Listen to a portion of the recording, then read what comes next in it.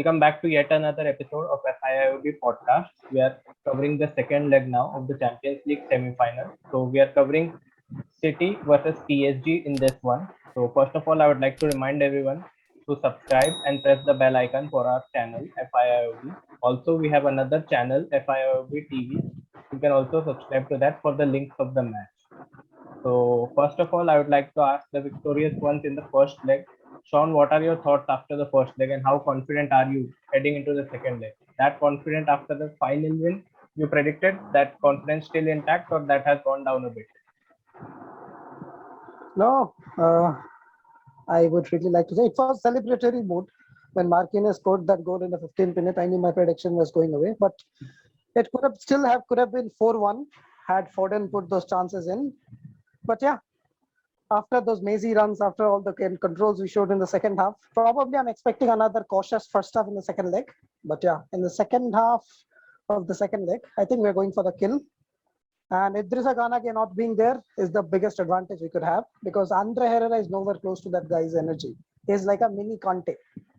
And to be honest, that guy hounding Gundogan, KDB was a horrific thing in the first half. I'm happy that we're gonna play freely, and my prediction this time 4-0. So moving on to mine. So a lot of neutrals felt that Pochettino had let this game slip away. You had the game under control, 1-0 at halftime, and then in second half it all capitulated. First Navas made an error and then there was this wall error and another after that PSG completely lost the plot which compounded with the Ganagay red card. So what are your thoughts on that? I wouldn't say it's all up to Pochettino that he bottled because clearly we lost a mentality. It was a Navas error, like you said, and a wall error. You can't really blame Pochettino for that. So, yeah, conceding those two goals, and actually, I think he got his tactics right up till like we conceded the second goal because we were very sound defensively. We were not allowing them that many spaces, and they were not able to create that many chances, especially without a number nine. So everything up to that point was going good, but then unfortunately we made those two errors. We conceded those two goals. But yeah, after that, I think Pochettino was to blame slightly because he did not make any change. He waited a very long time to make his first change, even though we had so many players on the bench. And Ghana Gay, unfortunately, no one could have seen that coming. So again, you cannot blame that on Pochettino. So I think overall he did a decent job. He got his tactics right. First half we absolutely dominated, and second half we were playing to our strength, which is counter attacking. We were just letting City come up and then we would counter, but unfortunately we conceded those. We made those very stupid mistakes, and you can't really blame the manager for that. Although I would like to say one thing that he should have done more. He should have been more vocal in trying to raise our like in trying to change our mentality. If you see after the first goal, it was after actually the first goal that we completely lost the plot because now we were facing the pressure that now we have to score an away goal because now we are sort of like trailing by one goal. In that moment, I think he should have made some like he should have communicated better with the team and instructed them that it's fine. You still have like over 120 minutes of football left because you have one more game. So I think in that aspect he failed, but I think it's more on the players and less on Pochettino. So now moving on to Shanmuga, you had a game today and you made a lot of changes and still won with ease. So it was a perfect day for you. You're literally 3 points away from the title, so you do not have to worry about Premier League much. You can focus only on the Champions League and you tested all your big guns today. So how do you think you will approach this match? Yeah, like you said, it was a great start to this weekend to win against Crystal Palace and especially Sergio Aguero scoring that tremendous goal earlier today. That has brought a smile to all of us and even to the Premier League fans in general, not just the City fan, I believe. We have rested the key players, and even now Ferran Torres and even Mendy to some extent has done some very good job to push their places in the second leg. But I think the second leg the lineup is set. I believe the same 11 players that started in the order of Paris will be starting again at Etihad. So, like you said, the one point I want to add is on the Gueye red card, and like John said, Herrera will starting there would be easy for us, but I think Verratti will be given that position, and either of Draxler or one more attacker will be playing at Etihad, because PSG is going to attack this game, and only that way they could. So that's what I'm predicting on. Let's see. I'm hopeful. We got a two-goal lead. Yes, they were both from errors, but still, the second half from us was extraordinary, and after the total contrast to what we did in the first half, and we deserve that victory. So By the on way, we have one more CDM. If you don't forget about him, Danilo. So it's not going to be Herrera. It's probably going to be Danilo. Don't Oh, be too yeah, happy. I'd be happy that I'd be happy if Verratti drops back. It's dangerous having him sniffing just above in front of our defenders. It's dangerous. We He have got can one more play. number 10. Don't forget about him. We have Neymar as a number 10 also. No, I'm happy if Neymar displays the same skills he did against Bias. He just has to miss the open nets. So now on talking about Neymar and even more about Mbappe. Mbappe had less touches than Ederson in the whole match. So they really have to change it if PSG are to progress. So what more are you expecting from Neymar and Mbappe, especially after the first leg? Yeah, so I think Mbappe need to release a ball a little bit more early. He has the touches, but the main problem was like the ball didn't really reach from the midfield to him. He has quite few touches, which was equivalent to as much as Ederson had. So the thing is, the ball didn't really reach him much. So whenever he had the touches, he tried to take on a one player and two player. Okay, you can dribble past a one player, so and then you have to release the ball, but he do that all that step overs, try to dribble one, then the second one. One is always enough, and then you should release the ball. There's a quite few chances in the support when PSG countered, uh, but Mbappe, he didn't release the ball early. He did the step overs and pushed the ball for the corner. The defender deflected him. So I would be expecting Mbappe to pass a little bit more to play as a team player. As same goes for Neymar. I think he was pretty good at that night. He did what he could. He dropped in the midfield a quite few times and delivered those crosses up front. So he should try to do that same thing. Try not to dribble too much. Just release the ball early and pass up front, Icardi or whatever. Whichever striker is going to play. I think Icardi will play at the Tuesday night against Man City. Okay. So I remember during the first leg podcast, Sean said that more than Mbappe and Neymar, he fears Angel Di Maria on this big European night, and he really turned up in the first half. So, what were your thoughts on that performance, and how do you think you will contain in the second leg? It's to me, right? Yes, sure. Okay. So I knew that anyways, Mbappe, Neymar, they're gonna attack down the left, and we have Kyle Walker there. The biggest concern I had that if we play Mendy has pace, Mendy has power, but he's Mendy. So Mendy can become Benjamin Mendy anytime in a match. So that's a risk. Cancelo, he himself is very skillful, but he's not that good defensively. What Pep did in the second half, Zinchenko played well above and beyond my expectations. I didn't expect him to be this good. But again, Di Maria, what he did in the first half, if PSG had a positive striker, remember that we were playing without a recognized number 9, so was PSG. Because their only positive number 9 is Icardi, Mauro Icardi, and he was on the bench. So I would really be happy if I see that Mauro Icardi is on the bench in the second leg also. And Angel Di Maria is going to create a trouble. I still feel that he's the deadliest of the front three against us. Don't know about the other oppositions if you have Alphonso Davies or not. This guy with his skills at this age can still destroy pacey wing backs. He's all about the skill. He's not about the paces. No, he's very intelligent. He knows when to release the ball, like Owen was mentioning. He releases the ball at the perfect time. His passes are perfect. His vision is perfect. His finishing is perfect. Angel Di Maria is a guy whose career didn't fly in United, but that was unfortunate. But Angel Di Maria is the deadliest of front. And if someone can turn this tie around his head, it's Angel Di Maria, not Mbappe, not Neymar. It's him. So we have to mark him very carefully. Probably, clean him out of the game early with some Fernandinho tackles. Let's hope. So, Mayank, so I've seen this thing with PSG. So you have underperformed in lot of Champions League home games, but you have been exceptional in away games. You have won at Camp Nou, you have won at Allianz Arena. Now you face a task of winning at Etihad Stadium. How confident are you? Because you have been better away this season.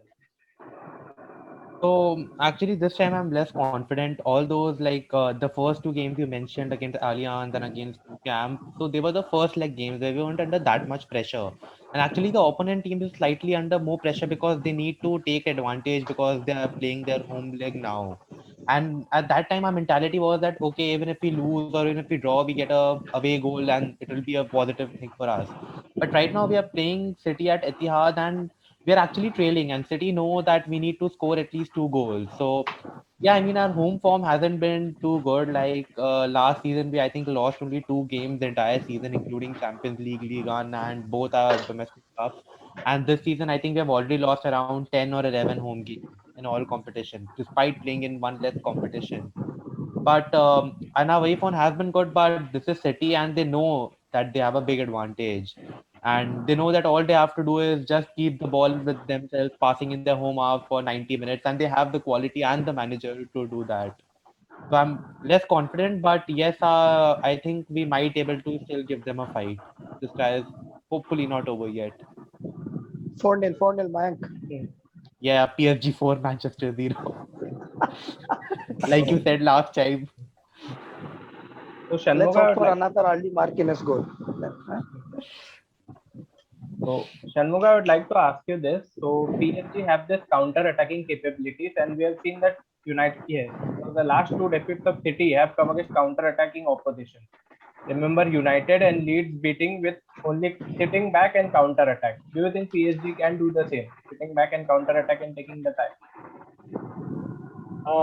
They can do the same, but will they be doing it at the start of the second leg? I don't think so, because they must attack because they are trailing by a goal, and they must score 2 away goals to secure the tie. So that you can't do by counter attacking. I feel for the whole of 90 minutes, especially with against Manchester City with a better defense compared to the previous season. So that difference is there. But knowing Pochettino, he would probably go for that.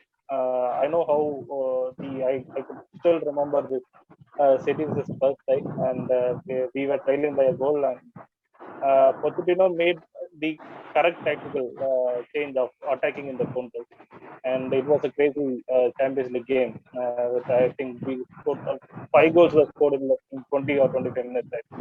That was a crazy game, and so that time Pochettino had a lead, and this time they are trailing, and that's why I think they would try to keep the ball more what they did in Paris, and that could be for advantage for us. So also they do in counter attack. That goes unnoticed every time because we keep the possession of the ball most of the time. But we are deadly in counter attacks usually, and we have scored a lot of counter attacking goals as well. So that could work in favor for us. So I'm going to be thrilled if Pochettino decides to have more. So Yeah, I agree with him. With our defending capabilities, if we let PSG attack us, that's gonna be very funny. I mean, exciting to watch because they would leave gaps behind them, and probably, hopefully, because in this season our transition has been quite slow compared to the other seasons. So let's hope that we can take advantage of that. I would like to ask on that note. So they have mentioned that about their defense. So Ruben Diaz has been exceptional in signing for them. They have hardly conceded many goals at Etihad, especially after he has joined. So how do you think how important will he play a part in this match? Yeah, so I think he's a good defender. He was good this season in the men's games throughout the season. So he kept those clean sheets. He kept Haaland quiet. He kept a lot of strikers quiet, and you can really expect him to have that exceptional performance again. But I think PSG should work a little bit on tactics to how to the spotlight will be on Mauro Icardi. Try to pull him out of place. To try to make those number 9 runs, so that the space should be created for the other wingers to make the runs in behind. That is what Poch should do, to put Cardi in the striking position, try to pull him out of the place. So so try to create the opportunities for his teammates. So that's I think he's a very professional defender. So Poch should be very aware of him. So what should he do, or what he shouldn't do in that eye. So, Sean, before again, I would like to ask your predictions for what do you think how this game is going to pan out? How do you think if you are to qualify, what would be your key features and how would you do it? So I think this game would, yeah. On, you want to continue something? I said, I think we will not keep a clean sheet because we have been dreadful this season. We conceded a lot of goals. Ever since Thiago Silva left, we are not able to clear, keep that clean sheet. So I think, it will be a high scoring match. PSG will concede, of course. It is very difficult to predict that they will keep a clean sheet. It could be a 3-2 win for a PSG if they are about to win, or maybe a 2-1 win, maybe to make it to the extra time, or 3-1 or 3-2, something like that. Yeah, I mean, I agree with him on. Apart from the fact that the City is gonna win it, I agree with you. Whatever you mentioned, that this is gonna be a really open-ended game, and it's gonna be a joy to watch. No doubt, with all the knobs will be there. I'll be biting on my nails, whatnot. But yeah, neutrals would enjoy a very beautiful open attacking game. Because Pochettino, Pep both would like to attack. Poch have to attack, and that's where Pep's team can take advantage of the thing. Because we have KDB and we can switch plays very fast. PSG also can do that. So as long as we have a fit Kyle Walker, Ruben Diaz, John Stones on a good day, and hopefully Zinchenko or Cancelo, they manage to keep Di Maria quiet for some time. Uh, we can continue our second half form from first leg and actually kill the. I think we should be able to kill the game in first half, because if we get a goal, PSG would have to attack too much, and that would obviously deplete their squad at the back end, because Kimpembe and Marquinhos, they are very good, but the wing backs, they are not that great. I saw that guy, Kurzawa was not playing. I was expecting him to start, but the other guy Backer. He's started. Is that dreadful, man. He's dreadful. We hate He gave him. two Kurzawa is penalties away strong. to Barcelona. He gave Yeah, two penalties I away know, to I know. But Barcelona. Kurzawa is a strong guy. Strong defenders do very well against Mahrez. That I've seen. Mahrez, he likes to take guys on who's not physically that imposing on him. Mahrez like guys who's slow. Kurzawa is fast. And on the other hand, the right back who played against us, I don't remember his Florenzi. name at the moment. Huh? Florenzi. Florenzi, correct. Florenzi, he makes those important runs in the wing. If so, that means he's gonna leave space behind. Marquinhos and Kimpembe, if we play a number 9, which is very unlikely, Kimpembe and Marquinhos, they also would have to come and join the attack. So that means there will be a lot of space for our runners like KDB, Foden, and Mahrez. So let's hope that Mahrez improves his finishing in important times, and KDB and Foden. I am expecting Foden to score a brace for me. So, Mayank, That is only for the winner, man. We need him to improve his finishing. Yeah, agreed. so Mayank, after the first leg, Neymar had put out a post, another one saying that 1% chance, 99% faith. And he did this against PSG, ironically, in 2017 and made a comeback.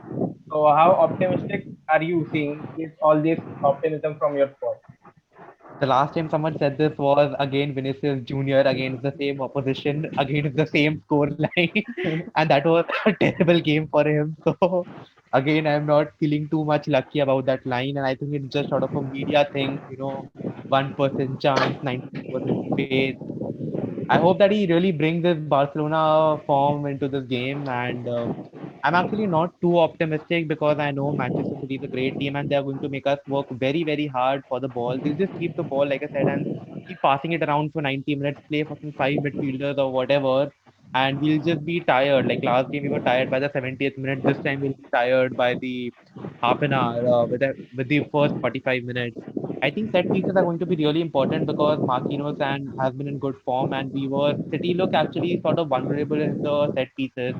Marquinhos scored a goal, and even today he scored a goal from the same scenario from right corner. Marquinhos headed it in. So I think set pieces are going to be very important, and we can't really rely on counters, because if we try, Manchester City will just keep the ball. We need to work hard. We need to press high in order to get that ball, and then we need to do everything we can to keep the ball. So I think it's going to be very difficult, but I'm feeling less optimistic about this one. To add to this one, Sai, when last time Neymar posted it, he had Messi.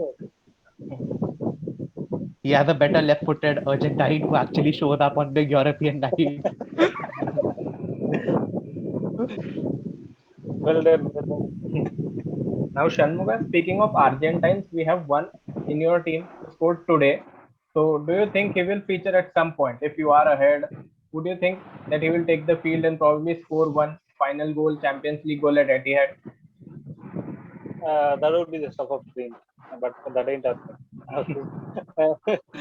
So yeah, we would love that. The only scenario where I think Pep will throw in Sergio Aguero is if you're leading at Etihad 2-0 or 3-0 with just five or few minutes more.